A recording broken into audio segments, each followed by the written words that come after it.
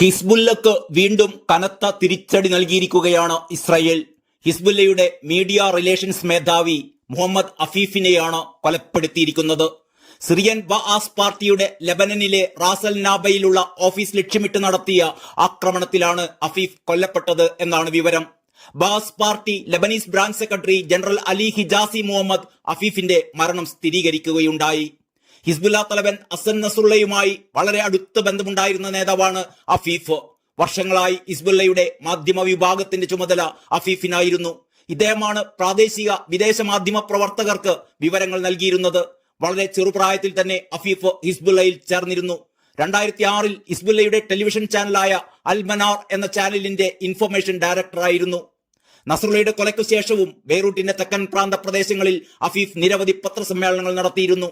കഴിഞ്ഞ മാസം ഹിസ്ബുല്ല ഇസ്രായേൽ പ്രധാനമന്ത്രി ബെഞ്ചമിൻ നെതന്യാഹുവിന്റെ വസതി ലക്ഷ്യമാക്കി നടത്തിയ ഡ്രോൺ ആക്രമണത്തെക്കുറിച്ച് വിശദീകരിച്ചതും അഫീഫായിരുന്നു. അന്ന് നടത്തിയ പത്രസമ്മേളനം വളരെ പെട്ടെന്ന് തന്നെ അവസാനിപ്പിക്കേണ്ടി വന്നു. എത്രയും പെട്ടെന്ന് കെട്ടിടം ഒഴിയണമെന്നും സമീപത്തെ കെട്ടിടങ്ങളിൽ ആക്രമണം നടത്തുമെന്നും ഇസ്രായേൽ സൈന്യത്തിന്റെ മുന്നറിയിപ്പുണ്ടായതിനെ തുടർന്നായിരുന്നു ഇത്. ബോംബ് സ്ഫോടനങ്ങൾ ഞങ്ങളെ ഭയപ്പെടുത്തിയിട്ടില്ല, പിന്നെങ്ങനെയാണ് ഈ ഭീഷണി ഭയപ്പെടുത്തുന്നത് എന്നായിരുന്നു അന്ന് അഫീഫ് മാധ്യമങ്ങളോട് പ്രതികരിച്ചിരുന്നത്. അതേസമയം അഫീഫിന്റെ മരണം ഇതുവരെ ഹിസ്ബുല്ല സ്ഥിരീകരിച്ചിട്ടില്ല. ഇസ്രായേലും ആക്രമണത്തെക്കുറിച്ച് പ്രതികരിച്ചിട്ടില്ല.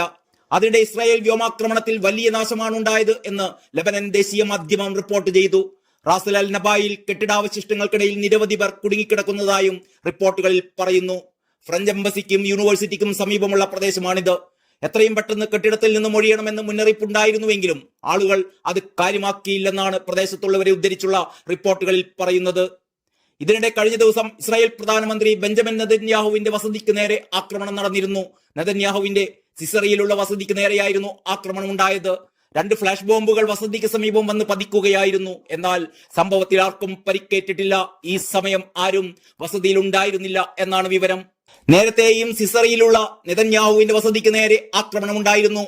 ഹമാസ് തലവൻ യഹ്യാ സിൻവാറിനെ ഇസ്രായേൽ കൊലപ്പെടുത്തിയതിന് തൊട്ടു പിന്നാലെയായിരുന്നു ആ ആക്രമണം. അന്നും ആളപായമൊന്നും ഉണ്ടായിരുന്നില്ല.